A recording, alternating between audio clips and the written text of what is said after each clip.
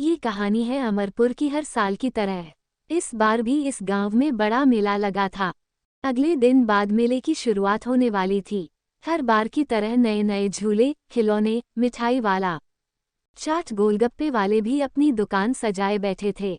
लेकिन इस बार भी गांव के लोगों का ध्यान मौत के कुएं वाले खेल पर लगा हुआ था। इस खेल के प्रचार वालों ने भी कोई कमी नहीं छोड़ी थी। मोहन एक रिक्शे पर माइक लिए घोषणा कर रहा था, आ गया, एक बार फिर से आ गया। जिस खेल ने जीता है सबका दिल, वह फिर से आपके गांव आ गया। करोगे देर तो समस्या होगी। विकेट क्योंकि बिक जाएंगे खेल के सारे टिकट। गांव का हर एक आदमी जल्दी से जल्दी टिकट लेकर खेल का सबसे पहला शो देखना चाहता था। अगले दिन खेल का पहला शो था, लेकिन उसी रात गांव में एक अजीबोगरीब घटना घटी।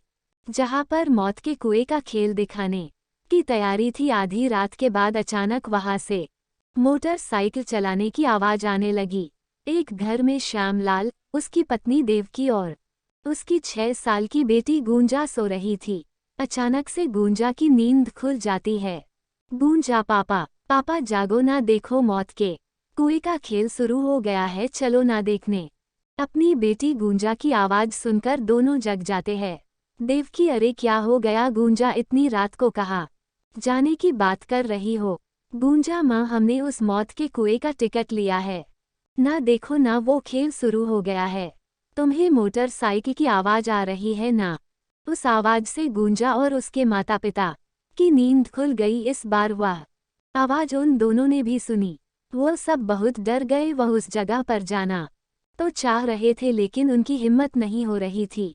अगली सुबह जब उन लोगों ने गांव वालों से ये बात बताई तो उनकी बातों पर किसी ने ध्यान नहीं दिया, क्योंकि उनके सिवा वह आवाज किसी ने नहीं सुनी थी। इसका शायद ये भी कारण रहा हो कि गूंजा का घर मेले वाले मैदान के पास में था। उसी शाम देवकी, श्यामलाल और गूंजा मेला देखने गए। चारों ओर लोगों की भीड़ थी। कोई झूले पर बैठा चिल्ला रहा था तो कोई नए खिलौने हाथ में लिए मुस्कुरा रहा था। कोई जलेबियां देखकर लार टपका रहा था तो कोई गोलगप्पे की दुकान पर बिना गिने गोलगप्पे खा रहा था। लेकिन गूंजा को तो इंतजार था मौत के कुएं का खेल शुरू होने का। वहां भी कई सारे लोगों की भीड़ थी। लोगों खेल चालू करने के लिए कह ही रहे थे कि मोटरसाइकिल स्टार्ट करने की आवाज आई। मोटरसाइकिल का चालक एक्सेलरेटर बढ़ाए जा रहा था। बाइक की आवाज पूरे मेले में गूंज रही थी। दर्शक बाइक की आवाज से रोमांचित हो रहे थे। कई लोग तो सीटियां भी बजाने लगे थे। लेकिन इस बीच लोगों ने देखा कि मौत के कुएं में एक छोटी सी बच्ची बैठी रो रही है। लोगों ने आवाज लगाई कि ये किसकी बच्ची है, कोई उस बच्ची को निकालता। उसके पहले ही लोगों ने देखा कुएं के अंदर अचानक एक औरत भी आ गई। उसका चेहरा बड़ा डरावना लग रहा था। वह बच्ची उसके गोद में जाकर बैठ गई। लोगों ने देखा कि जब वो रहे हैं तो उनके आंखों से आंसू नहीं बल्कि खून निकल रहे हैं। कुछ ही देर में वो दोनों उड़ते हुए बाहर आ गए।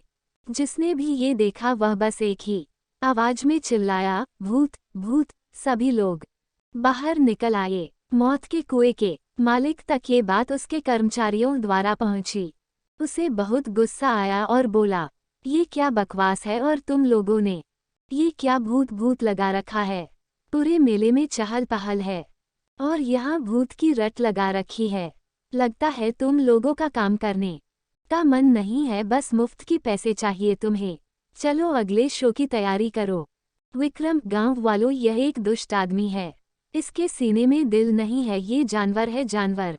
मेरा नाम विक्रम है। मैं पिछले साल तक इसके साथ काम करता था। आप तो जानते हैं कि मौत के कुएं में गाड़ी चलाना हर दिन मौत से गले लगाना जैसा काम है। मैं हर रोज अपने परिवार और इसके लिए जान की बाजी लगाकर मोटरसाइकिल चलाता था। पर उस दिन शायद मेरा दिन खराब था। किसी दूसरे गांव में मेला लगा था। मैं अपना खेल दिखा रहा था कि अचानक मोटरसाइकिल का एक्सीडेंट हो गया और मेरा सिर कुएं के दीवार से जा टकराया। लगातार खून बहता रहा और मैं बेहोश हो गया और फिर मेरी मौत हो गई। विक्रम के मौत के बाद उसकी पत्नी और उसकी छोटी सी बेटी के सामने जीवन चलना बहुत कठिन हो गया। वो एक दिन मालिक के पास गए और कुछ पैसे मांगे पर उसने कोई मदद नहीं की और वहां से भगा दिया। वे दोनों परेशान होकर बाहर चले आए।